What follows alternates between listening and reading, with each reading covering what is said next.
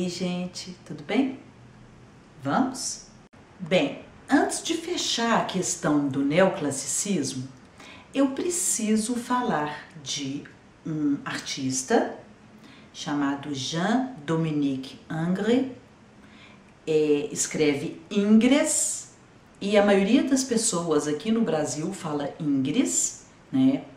A gente está chegando numa fase que a gente está na França e aí as pronúncias são em francês e a gente tem mania de pronunciar tudo igual os americanos, que pronunciam em inglês. Então vira uma bagunça, mas a pronúncia certa é Ingres, tá?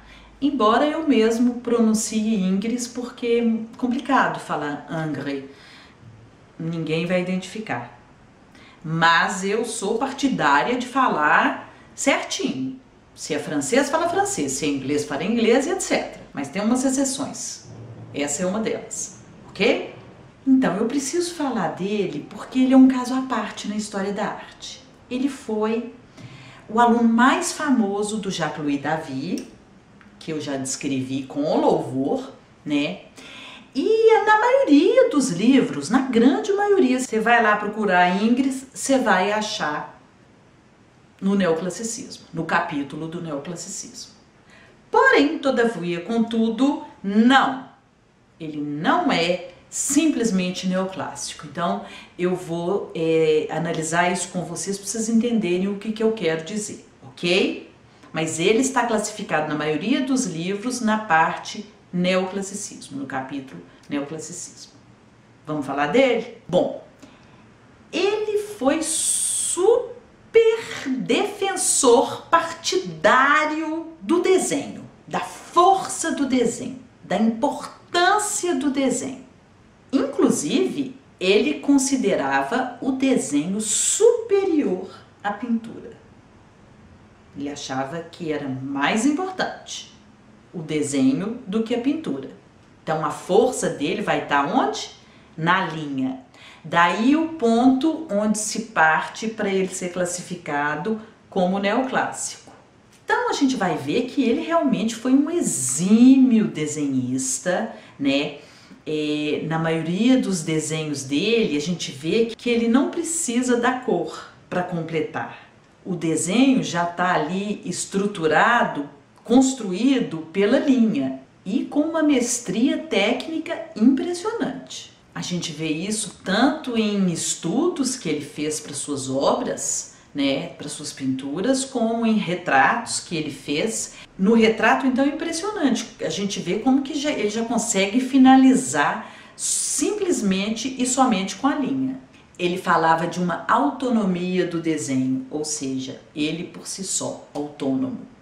E aí, quando a gente vai ver a pintura dele, no início a gente vai ver uma pintura bem regular neoclássica. Ele também trabalhou para Napoleão Bonaparte.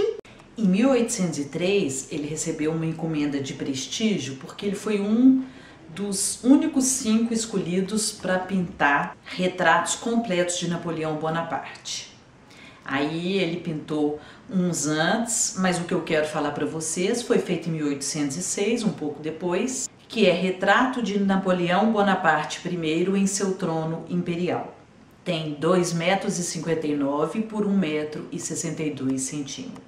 É o cúmulo da centralização, né? Essa coisa frontal, central, essa pirâmide, né? Esse triângulo. Napoleão ricamente vestido, ricamente ornado e ambientado. O braço da cadeira, o trono que ele está sentado, é representado com uma águia. Uma outra águia semelhante é representada no tapete, na frente do tapete, em primeiro plano. Também no tapete a gente vê a balança da justiça, que alguns interpretam como sendo a balança do signo Libra, que é símbolo do signo Libra, né? Ele era de Libra. No tapete também, abaixo da balança, a gente vê uma representação de uma famosíssima Madonna de Rafael, que o Ingres adorava, tanto o artista como essa Madonna do Rafael. Então, uma homenagem que ele está fazendo a ela. Na mão esquerda ele segura um bastão encimado pela mão da justiça e na mão direita segura o cetro de Carlos Magno. Lembra Carlos Magno, Franco, importantíssimo para a França? Dizem, momento caras, que Carlos Magno era um dos imperadores que Napoleão mais queria imitar. A estatueta que está no cetro representa Carlos Magno segurando o cetro com flor de lis numa mão e o globo imperial na outra. A tradicional coroa de louros, né, símbolo da vitória, a medalha da Legião da Honra. Ele, sem piscar, enfrenta o observador, uma enorme capa de arminho. Arminho é um bicho, um animal, uma doninha de cauda curta, que sempre foi usado para trajes cerimoniais, principalmente de imperadores, né, de pessoas muito importantes. Esse animal, ele tem uma pontinha preta na cauda.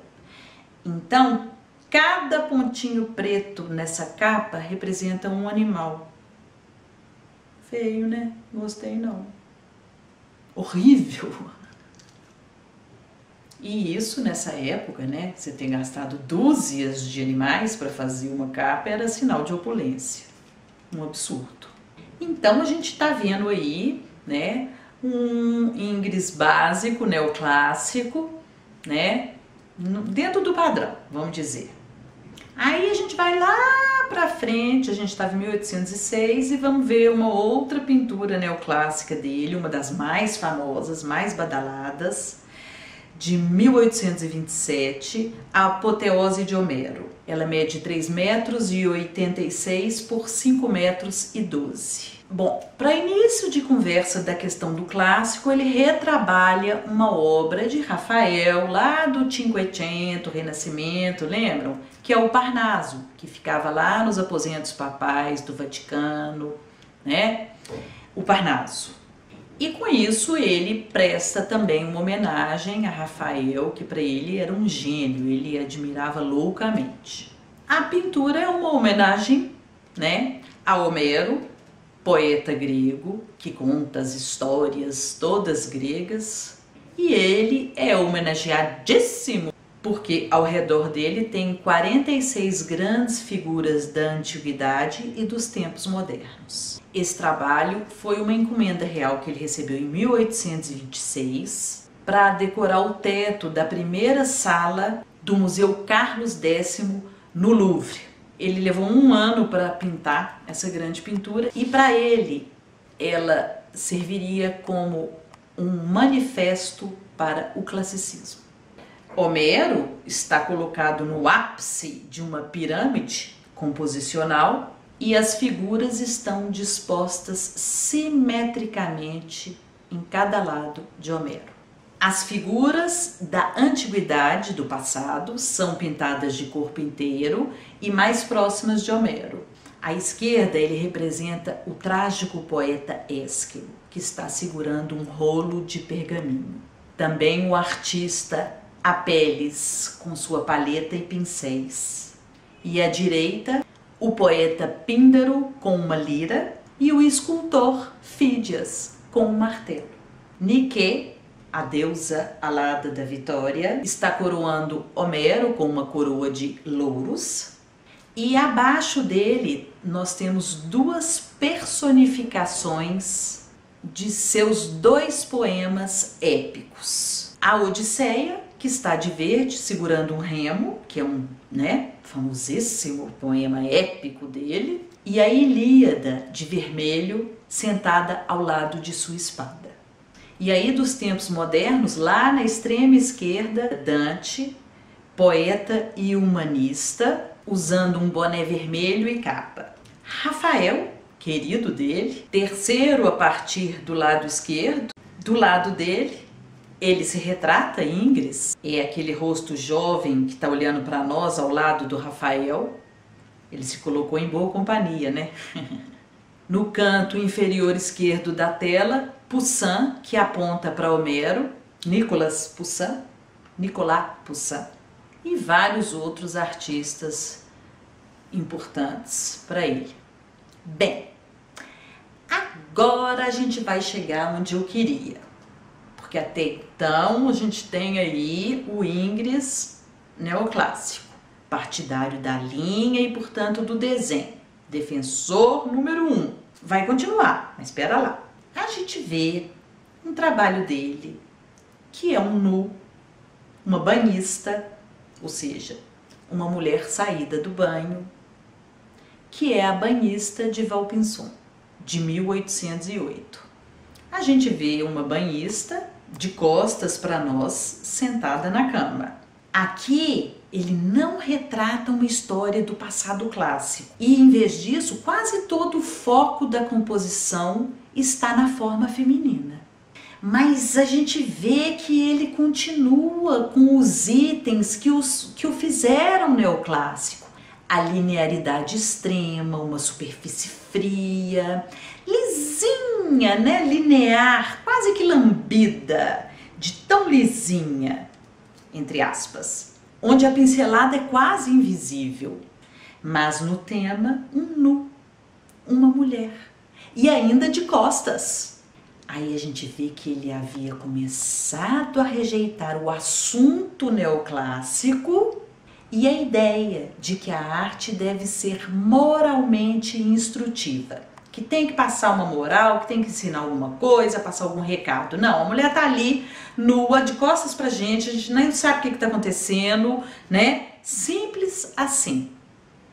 Isso é uma mudança, isso é uma contravenção ao que estava sendo feito antes. É uma desobediência. Quem eram os desobedientes? Pera lá, a gente já responde. Outra questão.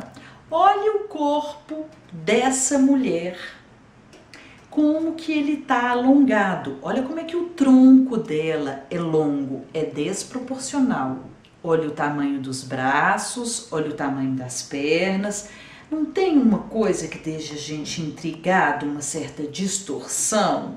Pois é, em Ingres existe um paradoxo entre a dúvida e a certeza.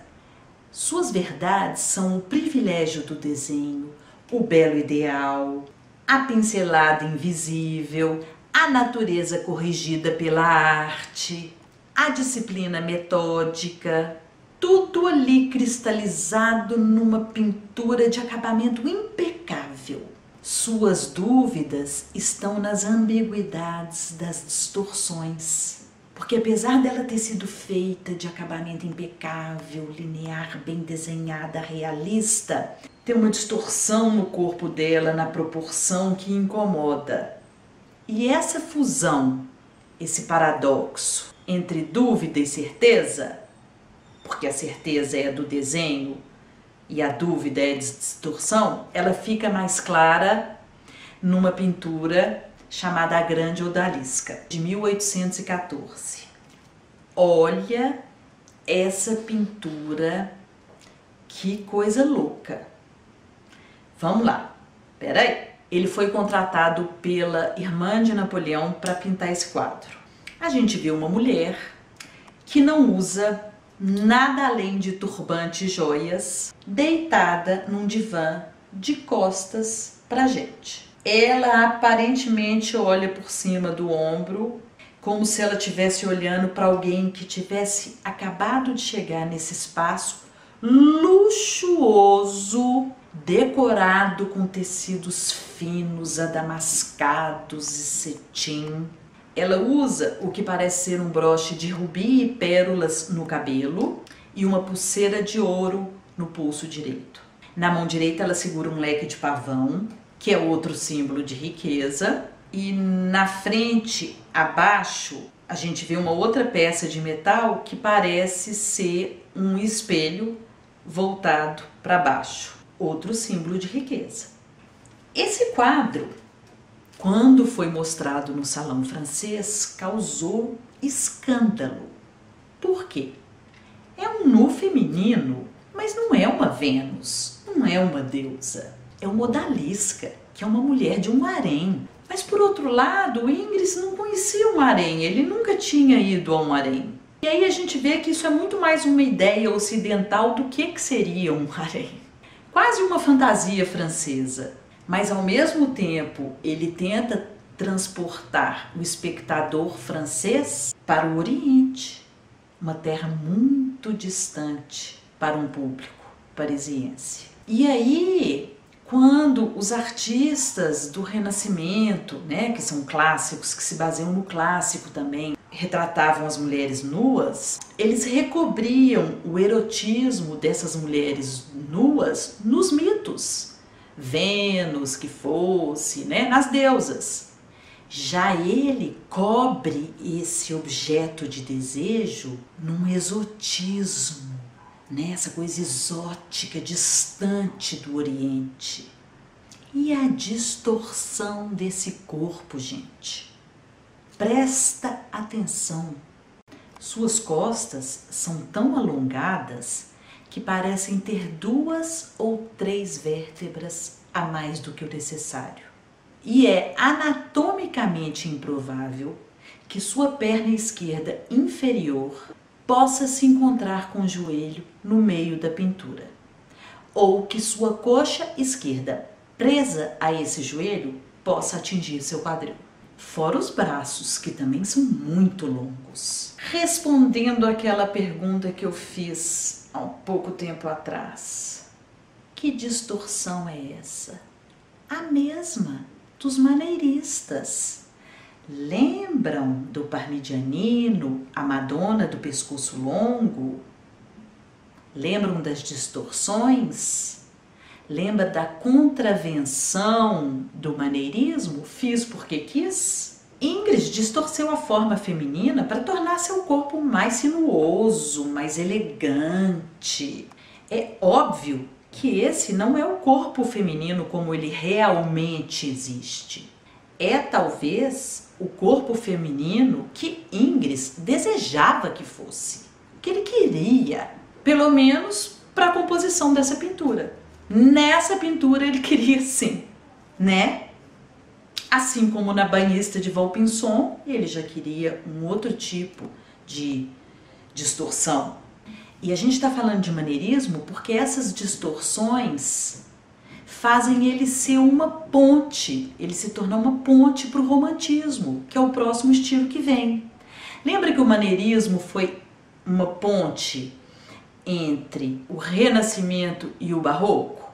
Pois é, o Ingres seria como se fosse essa ponte entre o neoclassicismo e o romantismo, porque ele tem atitudes neoclássicas no que tange o desenho, a linearidade, a simplicidade, a ordem.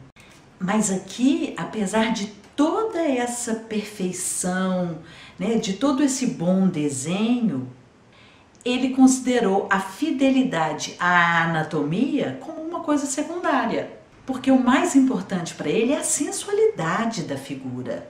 Essa imprecisão anatômica dá a essa mulher uma certa languidez.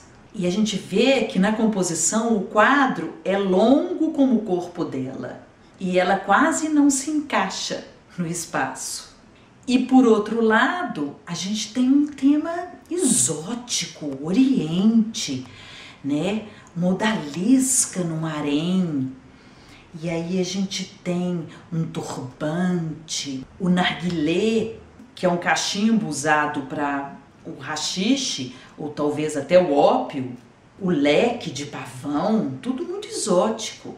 E esse exótico já é um tema do romantismo. Então, o exótico e a sensualidade nos mostram tendências românticas precoces. Então, por isso que ele faz essa ponte. Por isso que ele é considerado um maneirista. Ok? Amo essas exceções na história. Olha que bacana que ele fez também o Banho Turco, que ele fez entre 1852 e 1859. E depois essa obra foi modificada em 1862. Foi já no final da vida, ele é considerado o mais erótico de todos os seus quadros. E ele cria essa pintura que retrata mulheres nuas numa piscina em um harém. Mais uma vez, ele combina a figura do nu com um tema oriental e ele pega figuras de algumas de suas pinturas anteriores para essa composição cheia de arabescos. E é interessante porque essa obra tardia dele só foi revelada, só foi mostrada ao público muitos anos depois de sua morte. Então, gente, na aula que vem teremos romantismo, outro tema adorável. E eu queria pedir uma coisa para vocês. Não esquece de curtir, não? Vai lá, aperta aquele joinha, rapidinho, tá? É importante para mim. Eu preciso de vocês, das curtidas e da divulgação também, se possível. Obrigada, até a próxima aula.